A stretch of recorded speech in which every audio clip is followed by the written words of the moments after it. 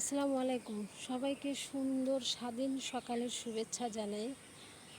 আসলে এতদিন আমরা ছিলাম পরাধীন, তো আজকেই স্বাধীন সকালের প্রথম দিন। তো সেই সুন্দর সকালটাই সবাইকে দেখানোর জন্যই এই ভিডিওটা করা। আসলে 16টা বছর আমরা খুব কষ্টের মধ্যেই ছিলাম।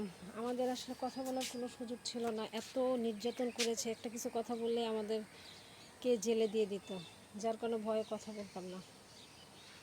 তো যাই হোক, অনেক কষ্ট তিতিক্ষার পরে মানুষ জেগেছে। কত আর সহ্য করবে বলেন?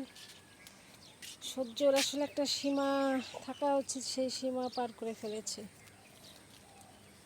শেষে মানুষ দেখেন সবাই, আপনারা তো সবাই দেখেছেন, এটা তো অজানা কিছু নেই। সবাই রাস্তায় নেমে এসে